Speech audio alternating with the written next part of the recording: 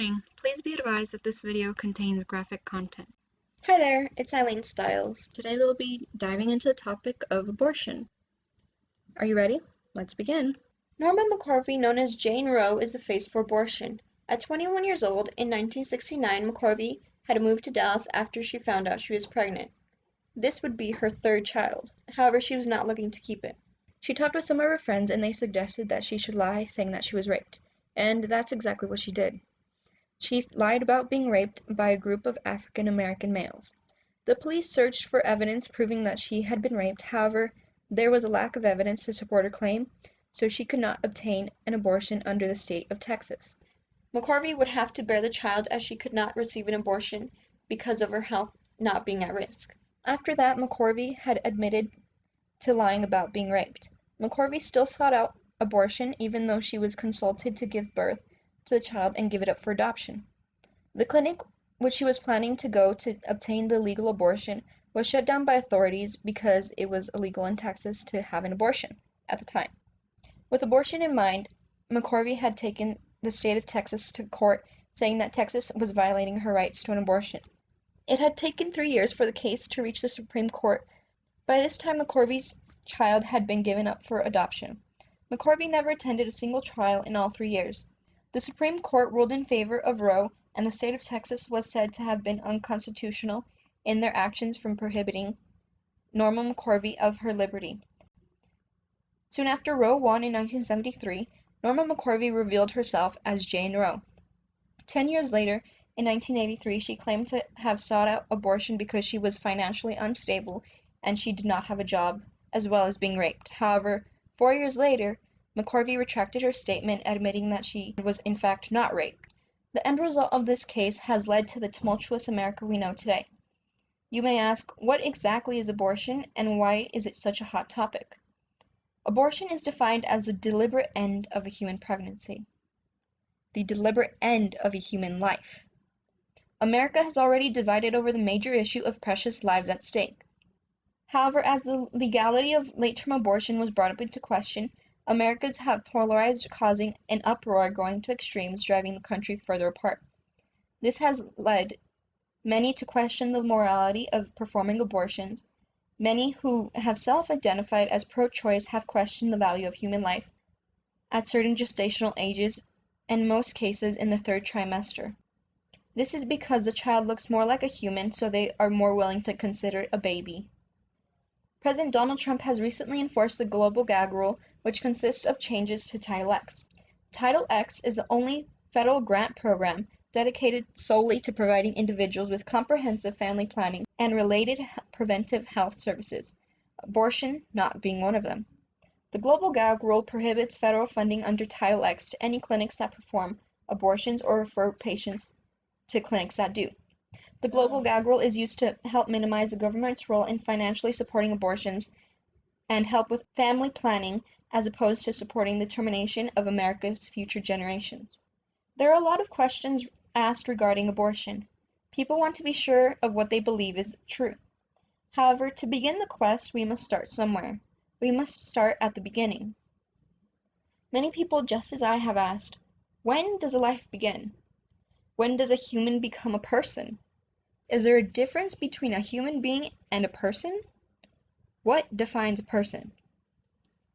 Is a preborn or unborn considered a person under the Constitution? If the preborn have rights, does that mean Roe v. Wade is unconstitutional? Are reproductive rights constitutional or not? Does the 14th Amendment actually guarantee reproductive rights? And are they natural rights? Why do some believe that the life of a pregnant woman is more important than that of the unborn? Will Roe v. Wade be overturned? For many years, people have argued about when human life begins. Some ask, at what stage of development does an unborn human become a person?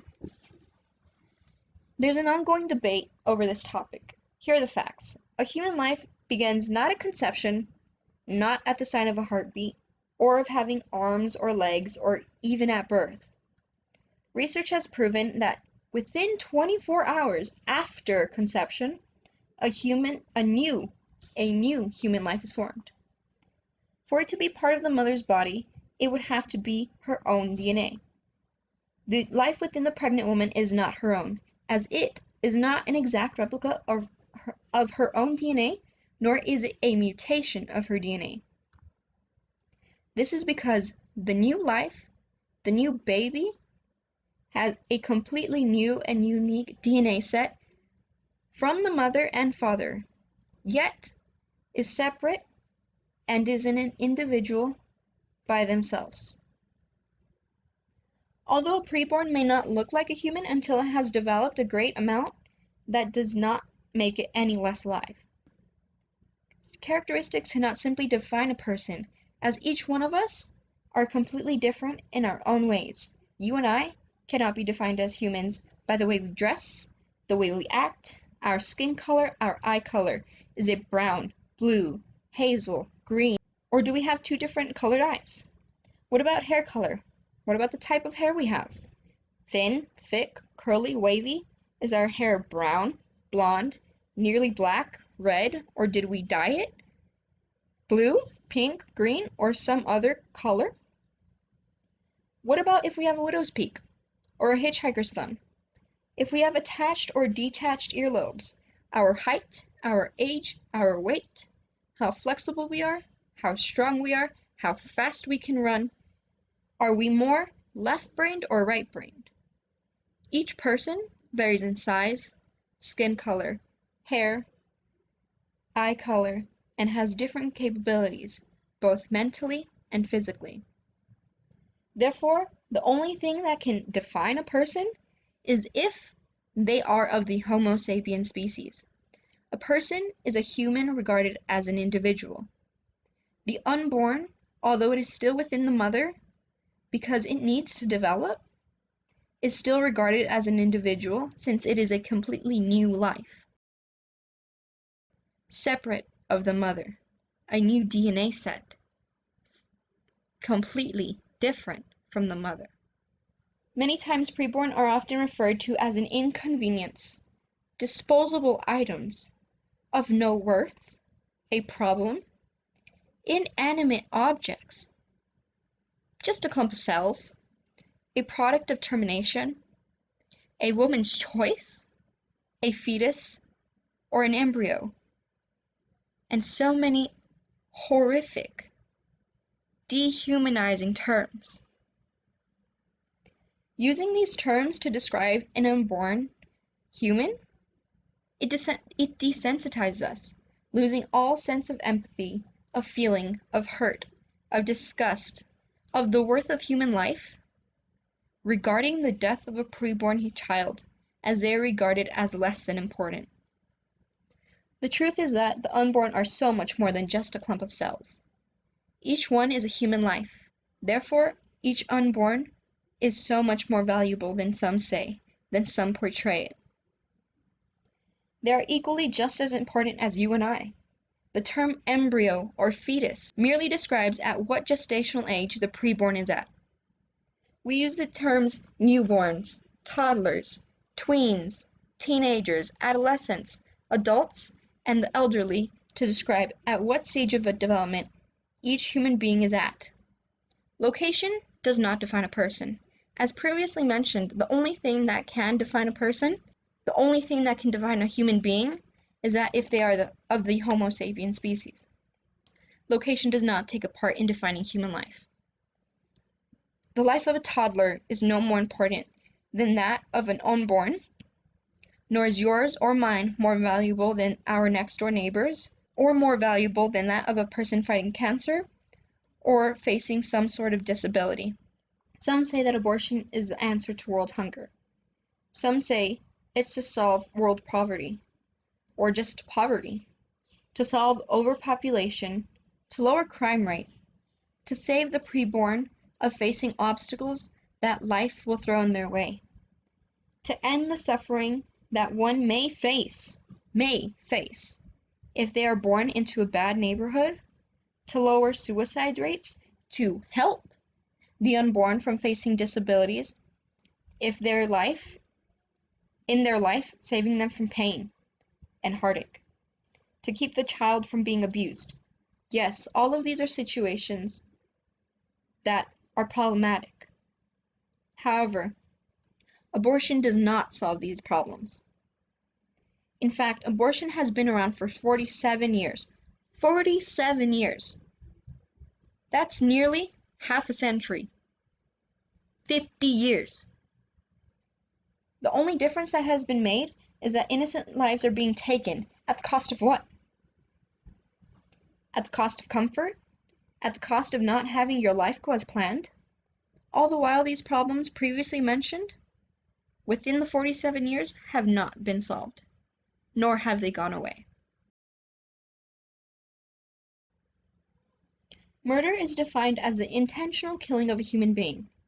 The law has set a double standard when it comes to valuing the worth of an unborn child.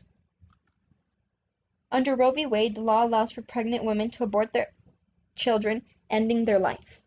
On the other hand, if a pregnant woman is beaten or murdered, and if the preborn dies, the law states that the pregnant woman and the unborn are legal victims. So, the attacker not only faces one count of homicide, but for each preborn that dies along with the mother, another count is added. Each life is separate. Each life is counted. Each life taken is counted. The law acknowledges life in one part of the law, however denying it in another. How does that make sense? A human life is a life, and there is no changing that. Many pro-choice people advocate abortion as reproductive rights.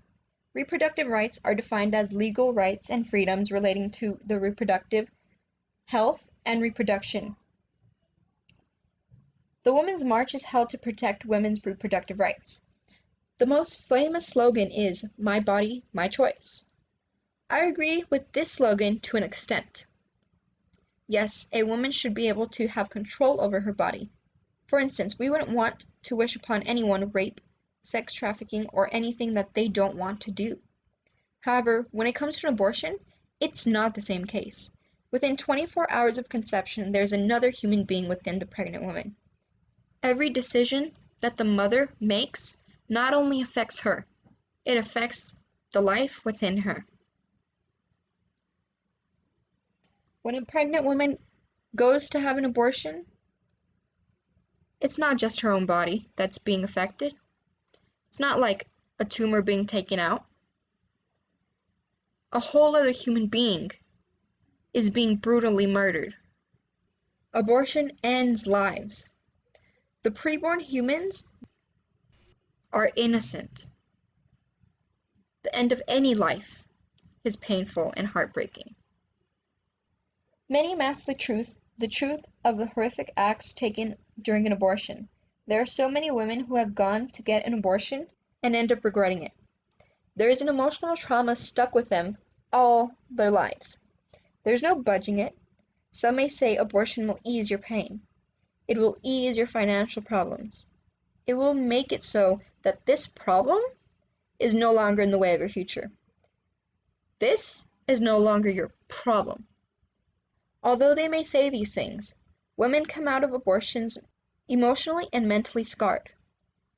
When and if they have children in the future, the mothers are constantly reminded of the loss of life at their hands, the loss of life during an abortion. Who is protected under the 14th Amendment? Many pro-choicers say that the 14th Amendment protects a woman's right to an abortion.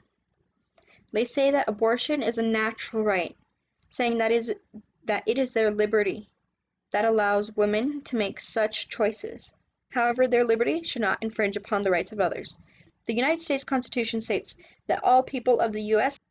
have natural rights, which consist of the right to life, liberty, and the pursuit of happiness. Liberty is the responsible use of freedom under the rule of law without depriving anyone else of their freedom. It is clear that abortion prohibits preborn humans of their natural basic human rights. A preborn child who faces abortion no longer has the right to life, because that is exactly what is being taken away from them, and will no longer have the right to liberty or the pursuit of happiness as a direct result of no longer being alive. Therefore, reproductive rights are not actually protected under the 14th Amendment of the United States Constitution. In fact, these rights are unconstitutional. Roe v. Wade is the case that originally granted these rights, reproductive rights. However, these rights are unconstitutional, so therefore, Roe v. Wade is unconstitutional as the basis of the case has been proven unconstitutional. The 14th Amendment states, "All persons born or naturalized in the United States and subject to the jurisdiction thereof are citizens of the United States and of the state wherein they reside. The unborn that reside in America are protected under the U.S. Constitution, as they themselves are people. This makes them U.S. citizens, assuring them of prenatal rights, natural rights to the preborn. There are still certain things that are unknown after abortion is made illegal. We do not know that women will seek illegal abortions. We do not know that 100% of the U.S. population will agree with abortion being morally wrong or that it is a horrific act. Despite these unknowns, we do know that with abortion made illegal, so many precious lives, so many beautiful baby boys and baby girls will be saved from the gripping hands of death. Although it is not certain, America will hopefully unify and head towards the right direction. Yes, late-term abortion is a heinous act and should not be legal under any circumstance. However, we should not stop there. No child should be aborted, no matter of how old they are. All preborn humans are just as valuable as any other human. President Trump has recently made changes to Title X funding, applying the global gag rule, which does not allow federal funding to abortion clinics, and this is a great first step in the right direction. Although I feel both are greatly beneficial steps, we need to take it a step further as a country. To truly save innocent lives from abortion, we must not let it continue. We must not let it be legal. We must protect the voice of those who cannot speak. Of those who cannot speak yet. To do so, we need to change the minds of the American people. We must inform them of what abortion really is. By having an awareness campaign, we can show how horrific this is. Part of this campaign will be a video which explains how the procedures are done in great detail, and will show an accurate depiction of an abortion procedure at different stages of development. This will show the truth, and more people will feel empathy for the preborn who are unjustly objectified. By spreading this message, the American people will become informed and will change their perspectives on abortion. With American people well informed, with unbiased and accurate information, they will be able to make the right decision when it comes to voting. They will be voting for the value of human life. To make abortion illegal, Roe v. Wade must be overturned or the U.S. Constitution be amended. The government serves the people, so by setting a bill in place, it will help to get the ball rolling. The bill is to help both pregnant women and the preborn, as well as orphanages. With a bill, there will be less worry, and abortion will no longer seem such as a necessity as it is today. The bill will include help from the government that allows for disabled children or children who are facing life-threatening diseases to receive payment to aid the financial burdens. This money will be used for necessary equipment, medicine, medical procedures, or treatments to better ensure the health and safety of the child. There are already organizations who help women in need after giving birth. However, the bill will also help women during their pregnancy. The woman will receive payment to provide for the child and ensure that both her and the child are healthy. In addition, the mother will receive payment to keep the child. Money will be used for food, essential baby products, to help better prepare for the newborns. Orphanages will also benefit from this bill as they too will receive money to better ensure the well-being of the children. On the same bill or on another, rapists will face heavier penalties as opposed to before. The rape rate will go down. In turn, more women will not face the emotional scarring act that is rape, and less will consider an abortion. Less women will penalize an innocent preborn child for the vicious acts of another who harmed her. Thank you.